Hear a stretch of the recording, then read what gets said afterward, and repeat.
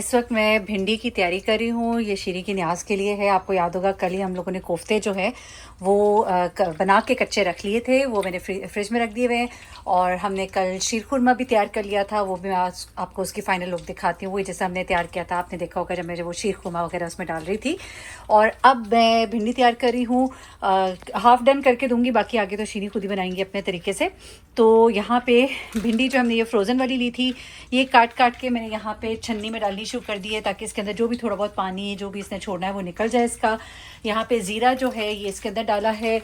ये हरी मिर्च जो है इसको काट के बीच में से सेंटर में से अब इसको मैं इसमें डालने लगी हूँ, और ये छींटे छोड़ेगा क्योंकि इसमें थोड़ा सा पानी भी था। तो ये चीज़ें करके फिर इसको जब मैं आगे हतमी मराहिल में पहुंचाऊंगी तो फिर आपको दिखाऊंगी। बस ये थोड़ा सा इसको हिला के इसमें बीच में मैंने भिंडी डाल देनी है, और भिंडी को बस करना है फ्राई करके मैं रख दूंगी। ये कोई टमाटर प्याज वाली भिंडी नहीं बन रही, इस तरह ये एक और डिफरेंट स्टाइल की भिंडी जो है वो बनने जा रही है। तो ये देखिए ज़रा, कड़कड़ कड़कड़ करती मिर्चें, और फिर इसमें डालेंगे हम ऊपर से ये भिंडी। थोड़ी सी इसको हम कर लें, अपना ये असर थोड़ा अच्छे से छोड़ दें।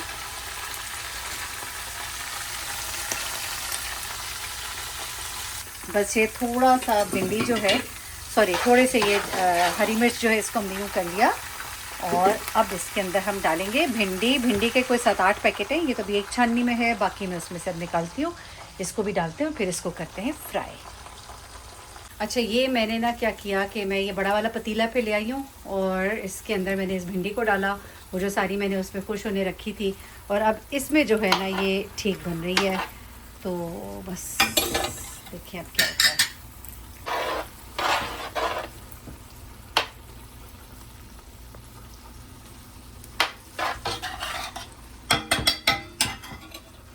ये जी भिंडी अब जो है फ्राई होते होते इस कंडीशन में आ गई है। हाँ, पंखा बंद कर देती है, उसका आवाज़ बहुत शोर हो जाती है। तो ये जनाब इस पोजीशन में आ गई है, और बाहर एक बड़ा ही मज़ेदार काम हो रहा है। मैं वो जो चीज़ इतने अरसे से लाई थी, आखिरकार उस पर काम शुरू हुआ है। हमें ऐसा लग रहा है, मैं समझी कि शायद बड़ा अच्छा काम होने जाए, लेकिन अभी मुझे भाई ने बताया कि ये जनाब जो साइकिल है ना, इसके नट्स ही नहीं ठीक से फिट हो रहे हैं।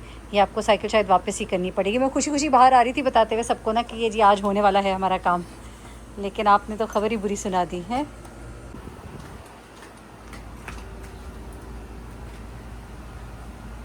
ये जी आखिरी मराहिल में है।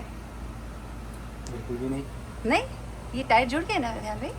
टायर नहीं जुड़े, हैंडल भी जुड़ना है। अच्छा अच्छा, ये इब्तदाई मराहिल में है। इब्तिदाई भी नहीं है, बीच में फंस गई। ये जी वापस लाके स्टोर में रख दी है, और इसको कल नहीं परसों, कल न्याज है, परसों मैं वापस करके आऊँगी। इसका इशू ये आ रहा है, बाकी सब तो ठीक एडजस्ट हो गया, लेकिन ये जहाँ पे हैंडल लगता है ना, इसके जो पेच हैं वो नहीं ठीक से लग पा रहे। ये वाले पेच, ये जो यहाँ लगते हैं, इसकी वजह यह है कि कुछ इस पर फॉल्ट है। 2 पेच लग जाते हैं, 2 बाहर ही रह जाते हैं। दैट मीन्स कि ये साइकिल अब हमें वापस करनी पड़ेगी, और ये मैं जाऊंगी कल इंशाल्लाह। फिर वापस नहीं, कल नहीं परसों वापस करने जाऊंगी। अब ज़रा अंदर जाते हैं, भिंडी जो है उसकी फ़ाइनल शक्ल दिखाते हैं, जहाँ पे जाके मैंने इसको रोक दिया है। और भिंडी की जो फ़ाइनल शक्ल है जनाब यारी, वो ये निकली है। लाइट ऑन करते हैं। ये अभी यहाँ पे मैंने अब इसको रोक दिया है। आगे का फर्दर स्टेप जो है वो शीरी करेंगी। कम से कम इसमें 2 घंटे अभी लग गए हैं इसको करते हुए। देखने में लगता है ना बिल्कुल ही लेसी लेसी थी, और जाहिर सी बात है फ्रोज़न होती हैं, फिर आपको पता है जो फ्रोज़न होती हैं उनके क्या हालात होते हैं, और फिर जो इनके हालात होते हैं फिर वो टाइम ज़रा ज़्यादा लेती हैं। तो मैंने थोड़ा सा स्टोर खाली किया था, स्टोर को भी ज़रा फिनिश करते हैं। ये जनाब अब इसको समेटे। ये आपने कहा, आप कहेंगे ये बिस्तर जो है ये मस्कन बन गया है इन्हीं चीज़ों का। हाँ, अंदर से चीज़ें निकलती हैं, यहाँ पे डालती हूँ, फिर यहाँ पे रख के मैं इसको करती हूँ साफ़। और ये स्टोर है, वो आपको खुला हुआ नज़र आ रहा है, वहाँ से चीज़ें इधर लेकर आई हूँ। कपड़े लगा लिए थे सारे मैंने, अब ये नेक्स्ट कुछ चीज़ें इनको करते हैं।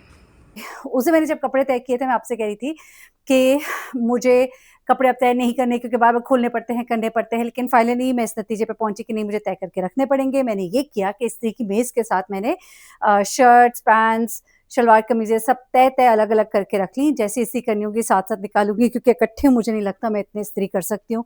हाँ, किसी दिन टाइम मिला तो इकट्ठे भी इस्त्री कर लूँगी मैं, लेकिन अब ज़रा इन चीज़ों को जल्दी जल्दी समेटते हैं।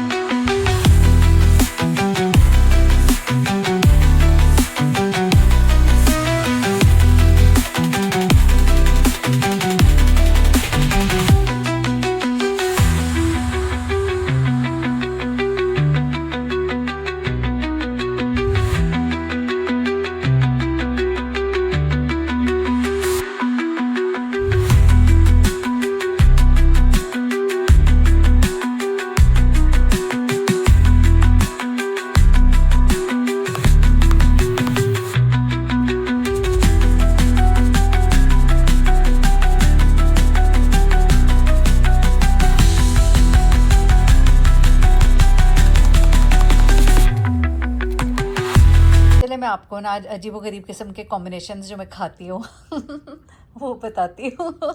आप लोगों को बहुत हैरत होगी और मैं वो ज़ुबानी नहीं बताऊँगी, जब-जब खाया करूँगी ना तब आपको दिखाया करूँगी। जिस तरह आप गेस करें ये क्या है?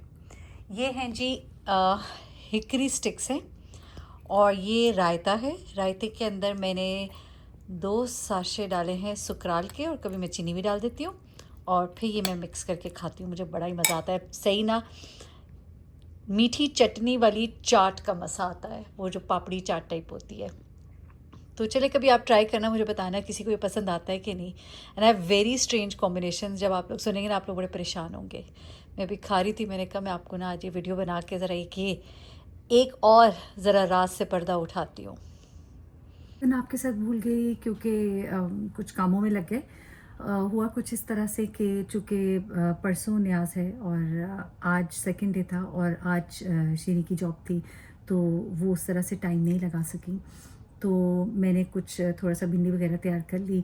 उसके बाद शाम को जब वो वापस आई, तो फिर मैं ऊपर चली गई उनके पास और उनके साथ मिलके हमने छोटा-मोटा जो चीज़ें फ़ाइनल करनी थी, जिस तरह शीर खुरमा को फ़ाइनल करना था और कुछ चीज़ें थी, वो सारी चीज़ें हमने फ़ाइनल की।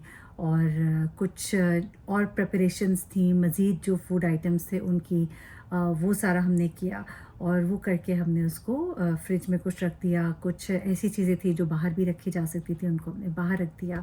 और उसके बाद हमने सारा वो जिस तरह भी चीज़ों को सेट करना है, वो सारी चीज़ें हमने डिसाइड की और उसके बाद जो है मैं आ गई हूँ सोने के लिए क्योंकि काफ़ी टाइम हो गया है और अब मेरे ख़्याल से मज़ीद कुछ नहीं हो सकता है। कल इंशाल्लाह हम सारी चीज़ें जो है वो फ़ाइनल कर देंगे तकरीबन एक्सेप्ट फॉर 1 और 2 थिंग्स जो सिर्फ़ न्याज़ वाले दिन ही हो सकती हैं।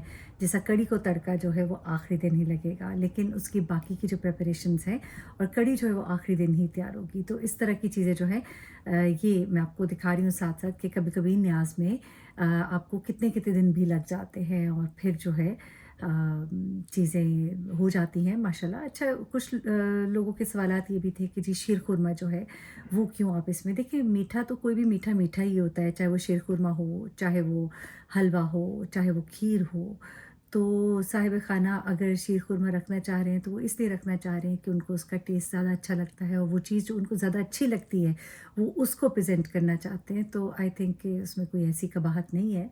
हर एक की अपनी-अपनी सोच है, वरना मीठा तो फिर मीठा ही होता है, या तो फिर आप मीठा रखें ही ना। और अगर आप मीठा रख रहे हैं तो देखिए ये न्याज़ है और लोगों को खिलाने के लिए है, मेहमानों को इमाम हुसैन का जो ज़िक्र सुनने आते हैं।